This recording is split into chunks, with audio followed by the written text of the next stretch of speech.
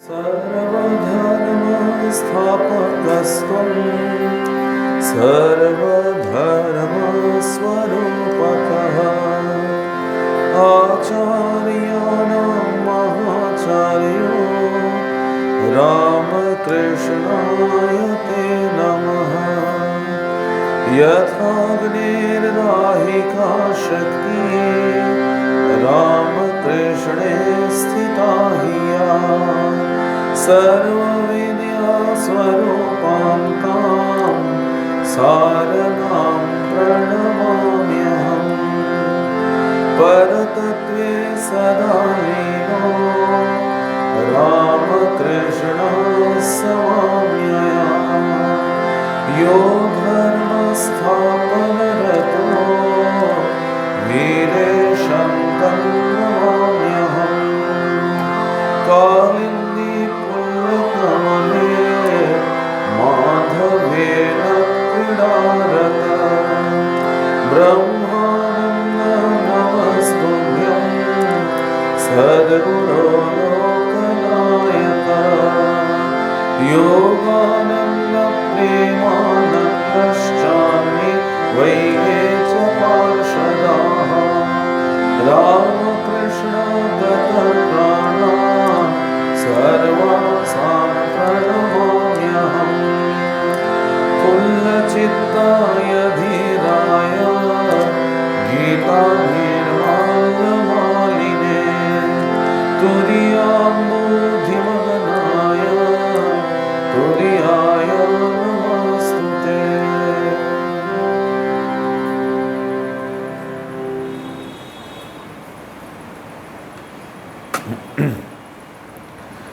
আজকে আমার বুঝতেই পাচ্ছেন গলাটা দেখে আমার কদিন ধরে খুব অসুস্থ হয়ে পড়েছিলাম। যাই হোক, তার মধ্যেই আমাদের কাজকর্ম সব চলছে, তাই আজকে খুব সংক্ষেপে আমি একটু এটাকে আমাদের শাস্ত্রে বলে সিংহাবলোকনম। আজকে একটু আপনাদের সাথে সিংহাবলোকনম করব। সিংহাবলোকনম মানে হচ্ছে যখন বলে যে একটি কেশরী সিংহ যখন চলে যায়, অনেকটা চলে যায়, তারপর একবার ফিরে তাকায়, ঘুরে দেখে। অর্থাৎ বেদান্তে এই ধারণাটিকে এইভাবে বলা হয়েছে, যখন আমরা অনেকটা চিন্তন করব, কর্ম করব, যা কিছু করব বৈদান্তিক দৃষ্টিকোণ থেকে, আরেকবার কখনো কখনো ফিরে গিয়ে যা যা করেছি, এক কথা বলতে গেলে তার একটা অ্যাকাউন্ট নেওয়া, সেই রকম। তুরীয়ানন্দজির পত্র আমরা পাঠ করছি, প্রথম খণ্ড শেষ করে দ্বিতীয় খণ্ডের পাঠ চলছে, কিন্তু আজকে আমি আবার কিছু পুরনো অংশ যেগুলি আমরা প্রথমে করেছিলাম, আমার নিজের মনে হয়েছে দ্বিতীয় খণ্ডের পাঠ হয়তো আর কয়েকটি মাসেই শেষ হবে, তখন হয়তো আমরা আবার একটা নতুন কিছু শুরু করব সারদাপীঠে এই ক্লাসে। তবে কয়েকটা জিনিস পুরনো যে পাঠ করেছি তার থেকে আজকে একটু পুনরালোচনা করব।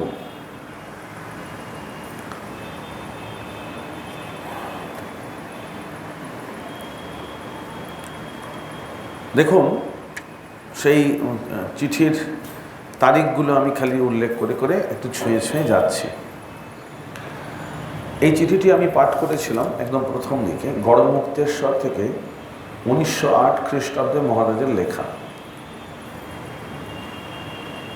সেই জায়গাটি আমি একবার পড়ে পুনরালোচনার চেষ্টা করছি। আসলে একটু বলে নিই, আমাদের ধর্মশাস্ত্রে ভক্তি তত্ত্বে আলোচনায় এই পুনরাবৃত্তি এটিকে খুব গুরুত্ব দেওয়া হয়েছে। দেখবেন আমরা বলি জপ, ধ্যান, পুরস্চরণ। পুরস্চরণ মানে একই জিনিসকে বারবার আবৃত্তি করা। পুরস্চরণ যে কোনো আপনি প্রকরণ গ্রন্থ দেখুন, যে কোনো প্রকরণ গ্রন্থে, বিশেষ করে বিবেক চূড়ামণি এই জাতীয় নির্দিষ্ট ধারণাকে বারংবার বারংবার বলা হচ্ছে। এ প্রসঙ্গে একটি মজার ঘটনা মনে পড়ে। হৃদয়রাম একবার ঠাকুরকে বলেছিলেন, মামা তুমি একই কথা বলো কেন বারবার? ঠাকুর তার একটি মজার উত্তর দিয়েছিলেন, যার সার করলে দাঁড়ায় যে আমার কথা আমি বলতেই পারি, তোমার তাতে বিশেষ প্রয়োজন নেই। ঠাকুরের কথাটা এখানে অনুবৃত্তি করছি না, যাই হোক, তার ভাষায় তিনি বলেছিলেন। এখন ব্যাপার হচ্ছে, এটাও কিন্তু সেই একটা মূল তত্ত্ব কথা। আমরা যখনই কথাগুলিকে বারবার আবৃত্তি করি তখন তার সার আমাদের মনের মধ্যে, আমাদের চেতনায় মিশে যায়। এই সার বস্তুটি কি খুব সাধারণ। আপনি যদি ভক্তিতত্ত্বের দিক দিয়ে যান তাহলে এই যে আমরা এত কিছু করছি, পাঠ করছি, সাধন ভজন করার চেষ্টা করছি, গুরু মন্ত্র নিয়ে সেটাকে গুরু মন্ত্র যাতে সার্থক হয় জপ করার চেষ্টা করছি, ঠাকুরের কাছে আসছি যাচ্ছি, প্রার্থনা করছি, এই উদ্দেশ্যটা কি? ভক্তিতত্ত্বের দিক থেকে দেখতে গেলে যাতে আমাদের যেন ভগবানে ভক্তি হয়। শ্রীরামকৃষ্ণ তার সেই দেব নিন্দিত কিন্নর বিনিন্দিত কণ্ঠে গাইতেন, আমি মুক্তি দিতে কাতর নই গো, শুদ্ধা ভক্তি দিতে কাতর হই গো। আমার ভক্তি যেবা পায় তারে কেবা পায়। ঠাকুর এই গানটি খুব পছন্দ করতেন। বলছেন ভগবান জীবকে তার বন্ধন ঘুচিয়ে মুক্ত করতে পারেন, তার ভক্তি, শুদ্ধা ভক্তি, রাগানুগা ভক্তি, এইটি দিতে যেন ভগবান সবসময় সেইভাবে এগিয়ে আসেন না। কেন? ভক্তি হচ্ছে এক দুর্লভ বস্তু। ভক্তিতত্ত্বের দিক থেকে দেখলে তাই। ভক্তি স্কুল তারা মুক্তির ধারণাকে বিভিন্নভাবে বলে। ভগবানের কাছে থাকা, ভগবানের সালোক্য, ভগবানের সামীপ্য, সাযুজ্য, সাষ্টি, এইভাবে বলা হয়। নারায়ণ বা ভগবানের কাছে থাকা বিভিন্নভাবে, সেটি তাদের কাছে মুক্তি, বৈকুণ্ঠ প্রাপ্তি। অদ্বৈত বেদান্ত দেখুন, অদ্বৈত বেদান্তে যারা বিচার মার্গী, তারা বিচার করে কি করেন? নেতি নেতি করে তারা জীবনের যে পরম উদ্দেশ্য অর্থাৎ আত্মজ্ঞান লাভ, স শোকম তরতি আত্মবিদ, যারা বিচার মার্গী অদ্বৈত বেদান্তের সাধনা করেন, তারা সেটিই চান। যে ওই রবি ঠাকুরের সেই গান আছে না, আমি মাঝে মাঝে বলেইছি আপনাদের, মৃত্যু সে ধরে মৃত্যুর রূপ, দুঃখ হয় হে দুঃখের কূপ, তোমা হতে যবে হইয়ে বিমুখ আপনার পানে চাই। এটা খুব সুন্দর, জ্ঞান এবং ভক্তিতত্ত্বের একটা অদ্ভুত সংমিশ্রণ এখানে আছে। স শোকম তরতি আত্মবিদ, ব্রহ্মবিদ ব্রহ্মৈব ভবতি, সুখ এবং দুঃখ উভয়ের পারে চলে যাওয়া, এটি হচ্ছে যারা বিচার মার্গী তাদের জীবনের উদ্দেশ্য, আত্মজ্ঞান লাভ করা। ভক্তিবাদীরা যা করেন, ভক্তি মার্গীরা, জ্ঞান মার্গীরা অন্যভাবে করেন, উদ্দেশ্যটা প্রায় একই। তাদের উদ্দেশ্য আত্মজ্ঞান, এদের উদ্দেশ্য ভক্তি। তো সুতরাং যে আলোচনা হচ্ছে, যাই আমরা করি, খেয়াল রাখবেন সব জায়গাতেই ভক্তি মার্গে বা বিচার মার্গে সবসময়ই পুরস্চরণ কথা বারবার আবৃত্তি করার কথা বলা হয়েছে। যে কোনো বিবেক চূড়ামণি বা প্রকরণ গ্রন্থেও এই বারবার রিপিটেশন আমরা দেখি। একবার তুরীয়ানন্দজি, তখন হরিনাথ চট্টোপাধ্যায়, তিনি খুব বেদান্ত বিচার করছেন। ছোটবেলা থেকে ব্রাহ্মণ পরিবারের সন্তান, অত্যন্ত নিষ্ঠাবান, কিছুদূর স্কুলে পড়াশোনা করে করে করে তারপর তথাকথিত যে স্কুল এডুকেশন, তার প্রতি তার শ্রদ্ধা উঠে গিয়েছিল। তিনি ওই শাস্ত্র পাঠ করতেন এবং খুব গভীর জপ ধ্যান পুরস্চরণ করতেন। এখন তিনি খুব বেদান্ত বিচার করতেন। শ্রীরামকৃষ্ণের একটা ব্যাপার ছিল, তিনি বারবারই খবর নিতেন। একজনকে জিজ্ঞেস করছেন হরি আসছে না কেন তার কাছে। তো একজন তাকে উত্তর দিচ্ছেন, মশাই সে এখন খুব বেদান্ত বিচার করছে, তার সময় নেই। হ্যাঁ, তারপর তারও কিছুদিন পরে একদিন হরিনাথ এসে হাজির। তো ঠাকুর তাকে এরকম বুড়ো আঙুল দেখিয়ে বলছেন, হ্যাঁ বেদান্ত বিচার করছো, কি আছে তাতে? ব্রহ্মসত্য, জগৎ মিথ্যা, এই তো, এর বাইরে আর কি? অর্থাৎ উদ্দেশ্য এটাই। আবারও আমার বলি, মিথ্যা শব্দটাতে যেন আমরা ভুল না বুঝি। বলে যে বেদান্তবাদীরা, হ্যাঁ মায়াবাদী বলে অনেকে তাদের একটুখানি কটুকাটব্য করেন, বিশেষ করে ভক্তিমার্গীরা। হ্যাঁ, তারা বলেন যে মিথ্যা মানে জগৎকে যেন উড়িয়ে দেওয়া হচ্ছে। জগৎকে আসলে উড়িয়ে দেওয়া হচ্ছে না। স্বামীজির যে রিয়েল অ্যান্ড অ্যাপারেন্ট ম্যান, সেখানে বক্তৃতায় দেখবেন স্বামীজি এটাকে খুব সুন্দর করে বলেছেন। মিথ্যা শব্দের অর্থে কিন্তু শূন্য বা নেগেশন বলা হচ্ছে না। হ্যাঁ, মানে বলা হচ্ছে কম্প্যারেটিভলি, স্বামীজি এটা বলেছেন, lower form of truth, lower level truth and highest truth. তো মিথ্যা শব্দে কিন্তু আমরা যেন ওইটা বুঝতে ভুল না করি। যাই হোক, আমি সেটা পরে আলোচনা করছি। তাই পুরস্চরণ বা পুনরাবৃত্তি এটি কল্যাণপ্রদ। দেখুন, কোনো একজন সন্ন্যাসীকে লিখছেন, বলছেন, শ্রী শ্রী মার কৃপা লাভ করিয়াছ, সুতরাং আর ভয় কি? এখন আনন্দে ভগবানে আত্মসমর্পণ করিয়া নিশ্চিন্ত থাকো। বন্ধনাদি বাহিরে কোথাও নাই, সমস্তই ভিতরে থাকে। আপনার মনে বন্ধন ভ্রান্তিবশত বাহিরে অনুমিত হয় মাত্র। আপনার সুকৃতি ফলে এবং ভগবৎ কৃপায় মন যখন নির্মল হয়, ইহা সুস্পষ্ট বুঝিতে পারা যায়। কিন্তু বুঝিতে পারিলেও বন্ধন মুক্ত হওয়া সহজ নহে। গুরুর কৃপায় ও নিজের ঐকান্তিক চেষ্টা থাকিলেই তবে বন্ধন মুক্তি ঘটে। যাহা হোক, তোমরা ভাগ্যবান, সন্দেহ নাই।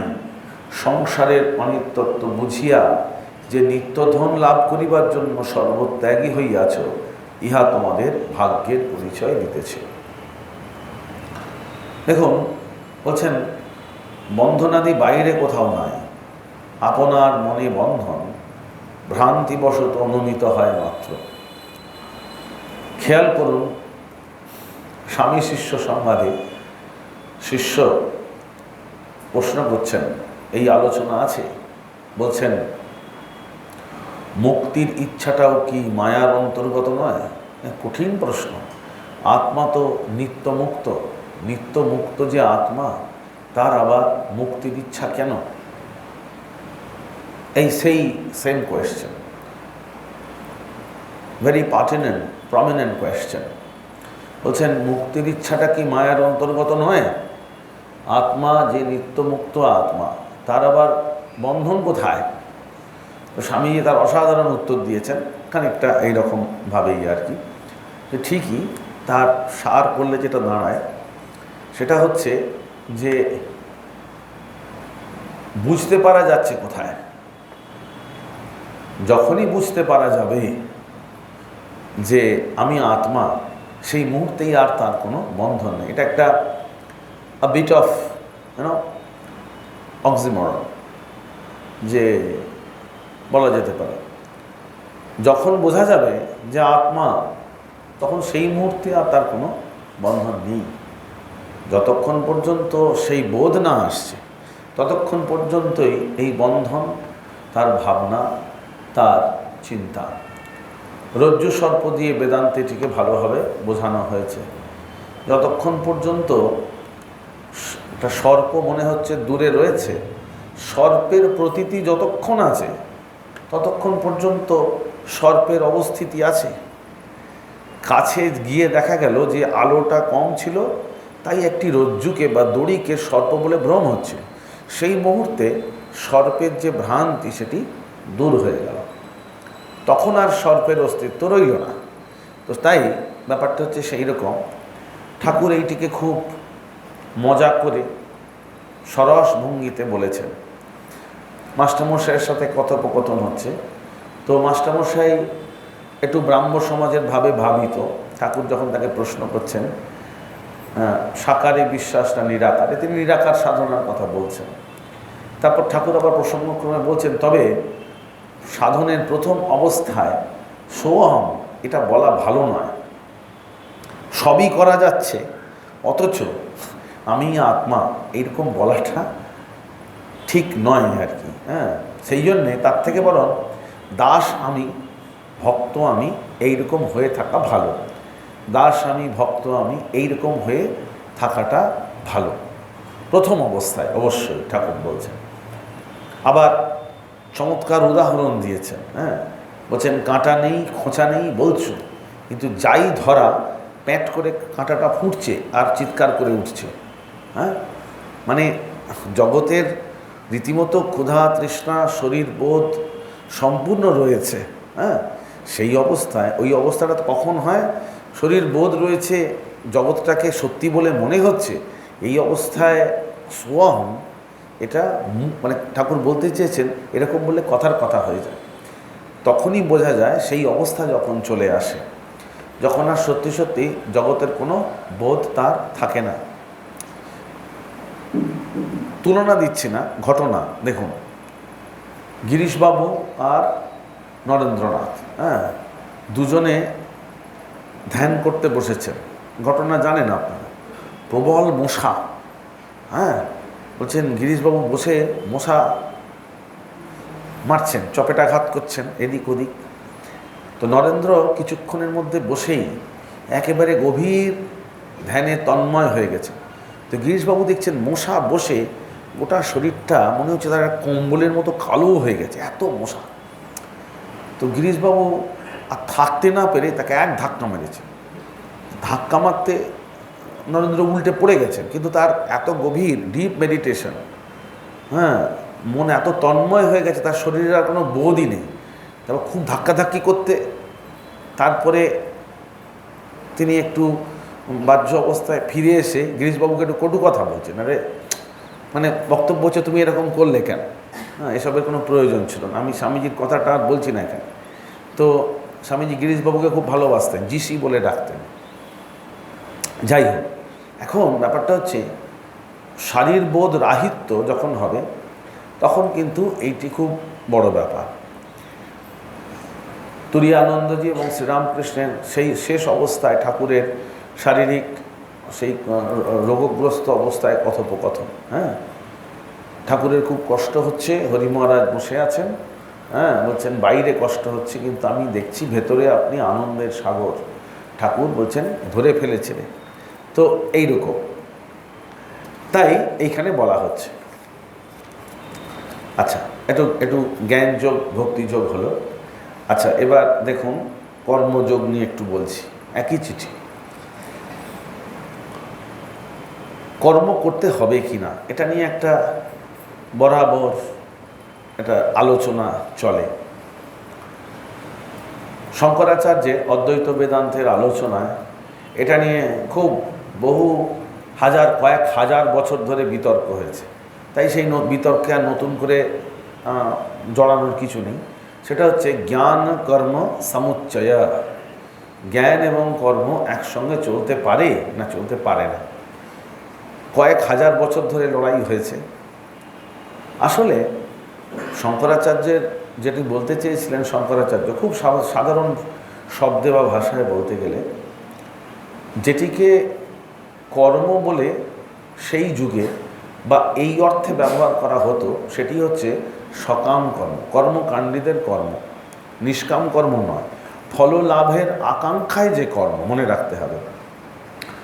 অদ্বৈত বেদান্তি শঙ্করাচার্য তিনি কর্ম শব্দটা সেই অর্থে যখন ব্যবহার করেছেন, সেই যুগে শঙ্করাচার্যের পূর্বপক্ষ একদল মানুষ ছিলেন যাদেরকে শঙ্করাচার্য পূর্বপক্ষ মেনেছেন অনেক জায়গায়। তারা হচ্ছেন পূর্ব মীমাংসকের দল, কর্মকাণ্ডী মীমাংসক। কুমারিল ভট্ট থেকে শুরু করে আরও যারা যারা ছিলেন মীমাংসক, তারা বেদের যে কর্মকাণ্ড রয়েছে তার অনুবর্তী, এবং তারা কর্ম অর্থে বৈদিক কর্মকে বলতেন। যজ্ঞাদি কর্ম, পশু বলিদান, এই সমস্ত একটা ছিল, স্যাক্রিফাইস, যজ্ঞ ইত্যাদি কর্মকাণ্ড। তো সেই জন্যে সেই জ্ঞান এবং কর্ম একসাথে করা যায় কিনা সেই নিয়ে অনেক ডিবেট হয়েছে। শঙ্করাচার্যের যে কর্ম বা বিবেকানন্দ ঠিক একই ভাষায় যা বললেন সেটি হচ্ছে নিষ্কাম কর্ম। এই নিষ্কাম কর্ম আসলে সেই যথার্থ অর্থে কিন্তু কর্ম নয়। এই নিষ্কাম কর্মের মধ্যে রয়েছে কর্মকে উপাসনা বা সাধনাতে পরিণত করার বীজ। এটি হচ্ছে নিষ্কাম কর্মের তত্ত্ব এবং প্রথম সোপান। দেখুন, নিষ্কাম কর্মর কথা শঙ্করাচার্য পরিষ্কারভাবে বলছেন চিত্তমল, চিত্তের মধ্যে অনেক রকম নোংরা রয়েছে। তো সেই চিত্তমলগুলি আমাদের চিত্ত বিক্ষেপ ঘটায়। নিষ্কাম কর্ম দিয়ে কিন্তু ওই নোংরাগুলোকে, চিত্তের যে দূষিত জায়গাগুলো আছে সেগুলোকে পরিষ্কার করা যায়।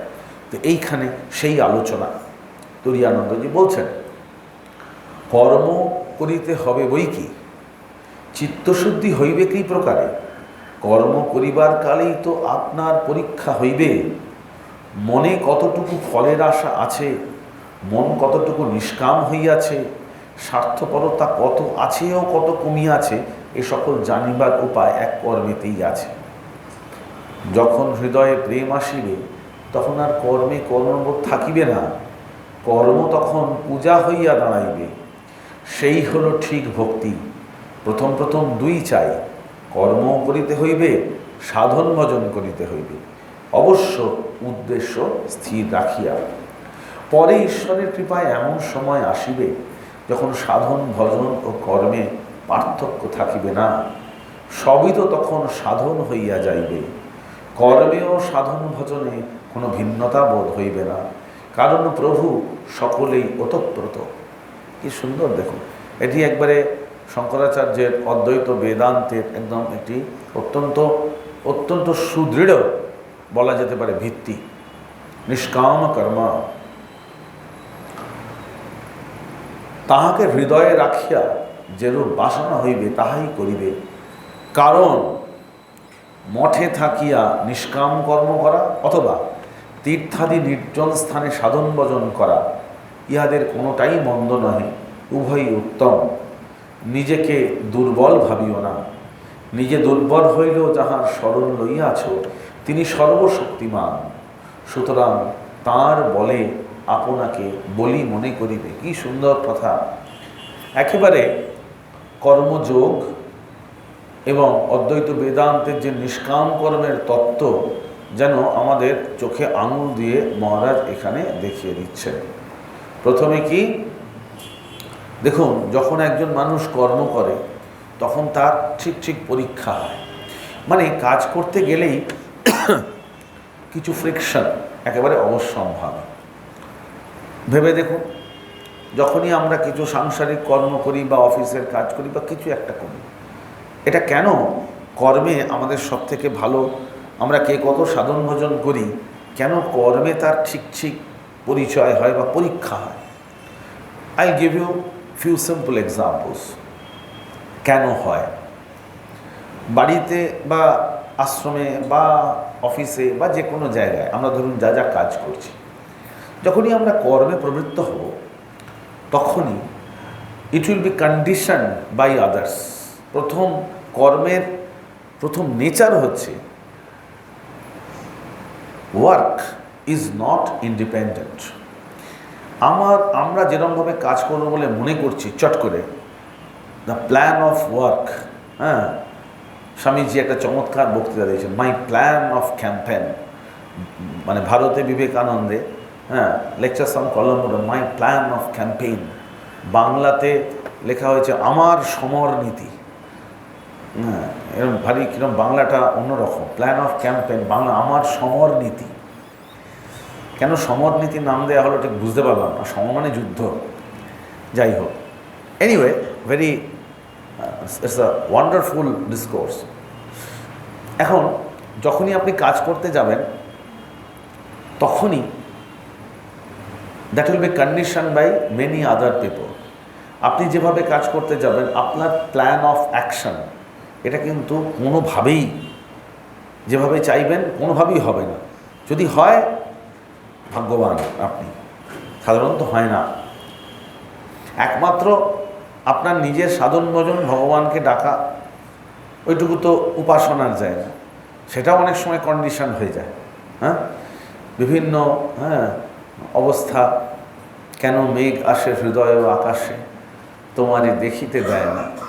তো বহু সময় হয়তো জপ ধ্যান করছেন, সেই সময় অনেক কিছু, যেটুকু সময় বেঁচে আছে সেই সময় হয়তো অনেক কিছু চলে এলো, আপনার জপ ধ্যানের সময়টা কমে যাচ্ছে। বা হয়তো জপ ধ্যানের সময় আছে কিন্তু দেখছেন শরীরটা ভালো নেই, আজকে কিরকম হচ্ছে। তো এইরকম অনেক কিছু বাধা আছে। আচ্ছা, জপ ধ্যানটা বাদ দিলে বাকি যে কর্ম, সেগুলো কিন্তু আপনার হাতে নেই। এটা এই জন্যে কর্ম করতে গেলে যেটা আমাদের প্রথম পরীক্ষা হয়, দেখবেন কেন বলা হচ্ছে এইটা, যেটা প্রথম পরীক্ষা আমাদের হয় সেটা হয় যে আমরা কতটা অন্যের দ্বারা কন্ডিশন হয়েও কীভাবে কতটা কাজটাকে এফিশিয়েন্টলি করতে পারছি। এই জন্যে কর্ম গুরুত্বপূর্ণ। 1, 2, কর্মর মধ্যে আরেকটা জিনিস আছে, সেটা হচ্ছে দ্য সেকেন্ড চ্যালেঞ্জ। স্বামীজির কর্মযোগ একটা চ্যাপ্টার আছে, সিক্রেট অফ ওয়ার্ক, কর্ম রহস্য। খুব ভালো করে ওই জায়গাটা যদি পড়ে দেখেন, জ্যোতিষ্বরানন্দের মেডিটেশন স্পিরিচুয়াল লাইফ, এখানে একটা চ্যাপ্টার হচ্ছে সেলফ স্যারেন্ডার, আত্মনিবেদন বা আত্মসমর্পণ। আমি বাংলাটা পড়িনি, যাই হোক বাংলাটা খুব কঠিন। ওই ধ্যান ও আধ্যাত্মিক জীবন যে বাংলা যেটা রয়েছে খুব কঠিন বাংলা, সংস্কৃত ঘেঁষা বাংলা। তো ইংরেজিতে রয়েছে সেলফ স্যারেন্ডার, যেখানটা এখানেও দেখবেন কর্মের কর্মরহস্য যেটা সিক্রেট অফ ওয়ার্ক, সেখানে স্বামীজি বলছেন যে মজা হচ্ছে যখনই আপনি কোনো কাজ করতে যাচ্ছেন, সেই কাজটা কি উদ্দেশ্যে করা হচ্ছে, কি উদ্দেশ্যে, একটা মোটিভ আমাদের সব সময় থাকে। আমরা তো কাজটা করছি, কেন করছি? এমনি তো করছি না, মোটিভটা কি? স্বামীজি বলছেন the first step of attaining karma yoga is to become selfless. নিঃস্বার্থপরতা, নিঃস্বার্থপর হওয়ার চেষ্টা করা, নিঃস্বার্থপর হওয়া, এটা হচ্ছে কর্মযোগের প্রথম সোপান। যখনই আমরা কর্ম করছি তার মধ্যে কি আমরা কোনো স্বার্থবুদ্ধি খুঁজছি, আমাদের কিছু লাভের আশা করছি, কিছু বেনিফিট এক্সপেক্ট করছি? ওই জন্য দেখুন মহারাজ এই যে কর্মযোগের কথাটা বলছেন, মনে কতটুকু ফলের আশা আছে, মন কতটা নিষ্কাম হয়েছে, আর স্বার্থপরতা কত আছে কমেছে, এটা জানবার উপায় একমাত্র কর্ম। There is no other way. নাস্ত্যত্র গতিরন্যথা, কিচ্ছু উপায় নেই। এই জন্য কর্মযোগ খুব ডিফিকাল্ট সেই দিক থেকে, যদি কর্মযোগ কেউ করতে চায়। থার্ড, স্বামীজি কর্মযোগেই খুব সুন্দরভাবে আমাদের বলেছেন হোয়াট ইজ ডিউটি। বাংলাতে রয়েছে কর্তব্য কী, হোয়াট ইজ ডিউটি। কর্মযোগের চ্যাপ্টারগুলো এত সুন্দর, এত প্র্যাকটিক্যাল। কর্তব্য সম্বন্ধে স্বামীজি আলোচনা করেছেন এবং তারপরে আরেক জায়গায় বলছেন যে দুটো উপায় আছে। ভেবে দেখুন, কর্মযোগেই স্বামীজি বলছেন, একটা হচ্ছে আনঅ্যাটাচড হয়ে কাজ করা, কর্মে লিপ্ত না হওয়ার চেষ্টা করা। একদিনে হবে না, একদিনে হবে না বাবু, এর পরিষ্কার বলছেন, এটা প্র্যাকটিস করতে হবে আনঅ্যাটাচড হয়েতে। ঠিক আছে, স্বামীজির কীরকম অ্যাটিটিউড দেখুন। তিনি এক জায়গায় লিখছেন, আমার প্রতি তাঁর নির্দেশেই, মানে শ্রীরামকৃষ্ণের, আমার প্রতি তাঁর নির্দেশেই তৎকর্তৃক স্থাপিত এই ত্যাগী মণ্ডলীর দাসত্ব আমি করিব, ইহাতে স্বর্গ বা নরক যাই আসে। স্বামীজি পরিষ্কার বলছেন, since my master has told me, না তার কর্তৃক নির্দেশেই আমি করব, তাতে স্বর্গ নরক যাই আসে, আমি পরোয়াই করি না। এই হচ্ছে লিপ্যতে না সপাপে না পদ্মপত্র মিবাম্ভসা, হ্যাঁ, ব্রহ্মণ্যাধ্যায় কর্মাণি সংযম ত্যক্ত্বা করোতি যা। স্বামীজি এটি কিন্তু উপদেশ করছেন কর্মযোগে। Unattached, do all the things but be unattached, এটা প্রথম। দ্বিতীয় যেটা বলছিলাম 3 নম্বর কর্মে, সেটা হচ্ছে আরেকটা উপায় কি বলছেন, কর্মফল ভগবানকে সমর্পণ করে দাও। ওই আনঅ্যাটাচড হয়ে যদি কাজ করতে না পারা যায়, তাহলে at the end of the day surrender the entire fruit or the entire result of all your action at the feet of God। ভেবে রাখতে হবে, ঠাকুর বলছেন শিবের মাথায় বেলপাতা দিলে ভালো, কাঁটা শুদ্ধ দেওয়াটা ঠিক নয়। মহাদেবের মাথায় তো আর কাঁটাটা চাপিয়ে দিই না আমরা, মানে খারাপ কাজগুলোও যা করেছি সেগুলোও ঠাকুরকে দিয়ে এরকম যেন না হয়। মানে যে যে কর্মগুলি আমি তার ভাবে করেছি, ঠিক ঠিক সেই ভাব নিয়ে সেটিকে করা যেতে পারে। হ্যাঁ, তা না হলে ঠাকুর কিন্তু খুব মজার গল্প বলেছেন, ওই গোহত্যা, ব্রাহ্মণ আর গোহত্যা, সেই ইন্দ্রের গল্প বলেছেন না, তো সেই রকম হয়ে যাবে আর কি। তো সেই জন্যে এই তিনটি কারণ যেটিতে বললাম, সেটা হচ্ছে কর্মযোগ এই জন্য কঠিন, তার কারণ এটি সম্পূর্ণভাবে আমাদের নিয়ন্ত্রণে থাকে না। দ্বিতীয়ত হচ্ছে এইখানে কতটা আমার স্বার্থপরতা আছে সেটার একটা খুব প্রত্যক্ষ পরীক্ষা হয়। আর তিন হচ্ছে কর্মযোগটাকে প্র্যাকটিস করা, আনঅ্যাটাচড হইতে করা বা ওই সমস্ত কর্মফল ঠাকুরের পায়ে দিয়ে দেয়া, সেটাও আবার বুঝে সুঝে এই জন্য করতে হয়। তো সেই জন্য একটু কর্মযোগ একটু কঠিন আছে সেই দিক থেকে। তারপর বলছেন হৃদয়ে যখন প্রেম আসবে তখন আর কর্মেতে কর্মবোধ থাকবে না, কর্ম তখন পূজা হয়ে দাঁড়ায়। এটা হচ্ছে লাস্ট স্টেপ। যেমন স্বামীজি আমাদের প্রত্যেককে সবার জন্য দেখুন শেখাচ্ছেন, বলছেন এই সঙ্ঘ হচ্ছে ঠাকুরের শরীর, এই সঙ্ঘে তিনি সর্বদা বিরাজিত। হ্যাঁ, যিনি এই সঙ্ঘের সেবা করিবেন তিনি প্রভু প্রত্যক্ষ সেবা করছেন। এই আপনারা দেখবেন যে মঠ মিশনের যে নিয়মাবলী যখন হয়েছিল সম্মেলনের সময় স্বামীজি যে নিয়মাবলী করেছিলেন তাতে একেবারে পরিষ্কার এইসব কথা বলা আছে। What is Ramakrishna mission, Ramakrishna মিশনের উদ্দেশ্য কী, হ্যাঁ, এবং খুব সুন্দর। তো সেইখানে আইডিয়ালটা বলতে গিয়ে স্বামীজি ওই জায়গা বলছেন যে এই সঙ্ঘ হচ্ছে ঠাকুরের শরীর, তিনি এখানে সর্বদা বিরাজিত, যিনি সঙ্ঘের সেবা করেন তিনি ঠাকুরকেই সেবা করছেন। কেন? এটা স্বামীজি তো বানিয়ে কিছু বলেননি, ঠাকুর বলেছেন যে তুই আমায় মাথায় করে যেখানে নিয়ে গিয়ে রাখবি আমি সেখানেই থাকবো। তো মাথায় করে তো স্বামীজি নিয়ে এসে বসিয়েছিলেন তাকে এখানে। হ্যাঁ, পরীক্ষাও নিয়েছেন। হ্যাঁ, সেই ঘটনা আপনারা জানেন যে সত্যি সত্যি ঠাকুর যে বলেছিলেন। হ্যাঁ, যাই হোক, এইসব অনেক ব্যাপার। তাই স্বামীজি খুব প্রত্যয়ের সঙ্গে বলছেন ইয়েস, যিনি সঙ্ঘের সেবা করেন তিনি ঠাকুরের সেবা করছেন। উদ্দেশ্য হচ্ছে ভববন্ধন ছেদন, মুক্তি ইত্যাদি। এক জায়গায় সন্ন্যাসীদের উদ্দেশ্য করি অবশ্য, এটি স্বামীজির বলা।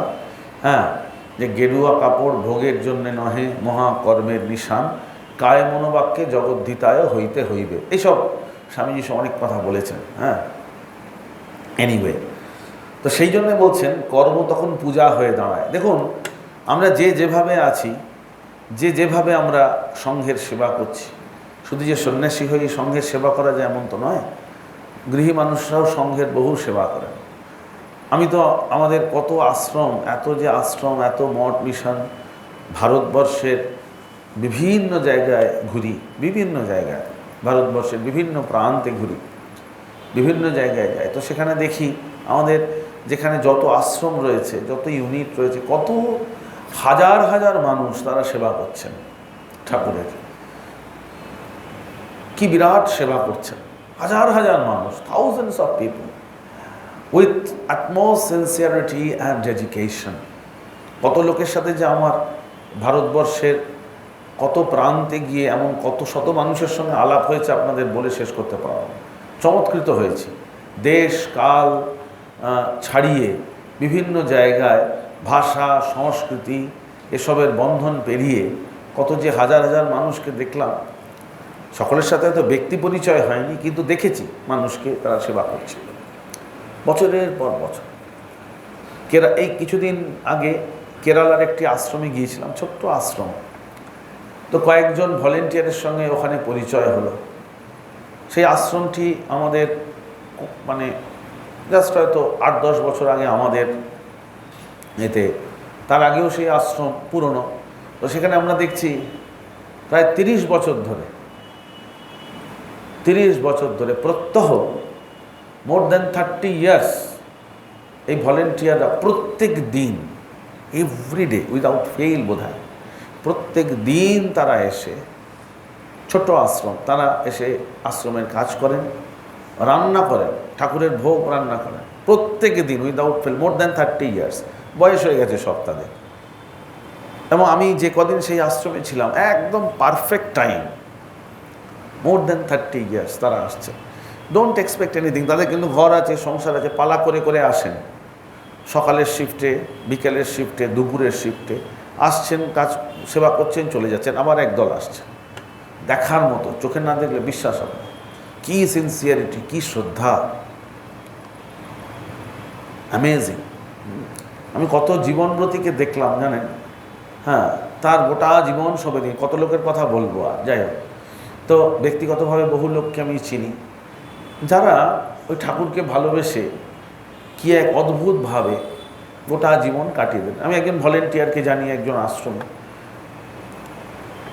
মোর দ্যান 50 ইয়ার্স ওই একই জায়গায়, একই আশ্রমে, একই বুক স্টল, তিনি তার সেই ছোটোবেলা থেকে শুরু করেছিলেন, অতি বৃদ্ধ হয়ে গেছেন, সেই সময় থেকে এখনও সার্ভিস দিয়ে যাচ্ছে। সুতরাং এই যে বলছেন কর্ম পূজা হয়ে দাঁড়ায়, এইটা এইভাবেই দাঁড়ায়। ভালোবাসা না থাকলে তো হয় না। নাম সুনামের সঙ্গে সম্পর্ক নেই, একটি পয়সার সঙ্গে কোনো সম্পর্ক নেই। বা কেউ কেউ আমি কখনো কখনো দেখেছি, কর্মীরাও যারা রয়েছেন আশ্রমে, কি গভীর নিষ্ঠার সঙ্গে সেবা করছে। তো এগুলো অত্যন্ত সুন্দর, এবং এটি হচ্ছে ঠিক ঠিক ঠাকুরের কৃপা। এবং ঠাকুরের কৃপায় এই কর্ম এবং সেবা, তার মধ্যে যখন কোনো তফাৎ না থাকে, তখন এই কর্মই কিন্তু পরিণত হয় কর্মযোগে, উপাসনায়। কিন্তু তার সবথেকে প্র্যাকটিক্যাল জায়গাটা তুই আনন্দজি বলছেন, প্রথম দুই চাই, কর্ম করতে হবে, সাধন ভজনও করতে হবে, এবং উদ্দেশ্য স্থির রেখে, তারপর সাধন ভজন এবং কর্ম আমাদের এক হয়ে যাবে, এর মধ্যে আর কোনো তফাৎ থাকবে না। আজকের পাঠ আমি এখানেই শেষ করছি। আমার সঙ্গে একটু আপনারা সবাই মিলে রামকৃষ্ণ শরণম আস্তে আস্তে করে নিন। হ্যাঁ হ্যাঁ হ্যাঁ,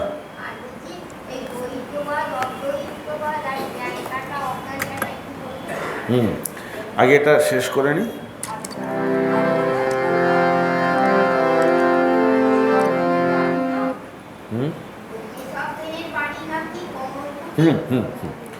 এখনো গেলে দেখতে পাবেন শিয়ালদার কাছে।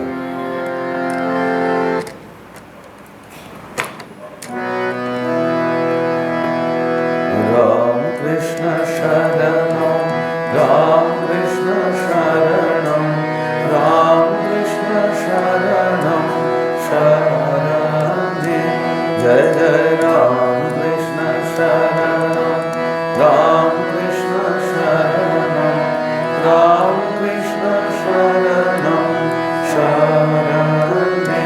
প্রভু কৃপা হি কেবলম, কৃপা হি কেবলম, কৃপা হি কেবলম শরণে, জয় জয় Ram Krishna শরণম।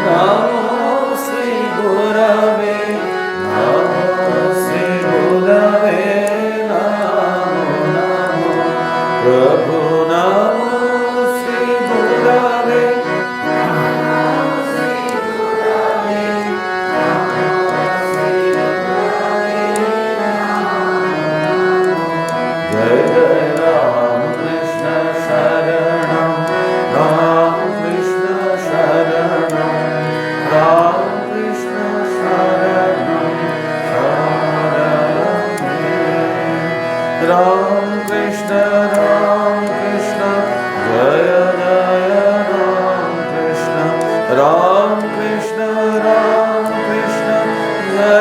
Jaya Ram Krishna Jaya Jaya Ram Krishna Jaya Jaya Ram Krishna Ram Krishna Jaya Jaya Ram Krishna Ram Krishna Jaya Jaya Ram Krishna Ram Krishna Jaya Jaya Ram Krishna Ram Krishna Jaya Jaya Ram Krishna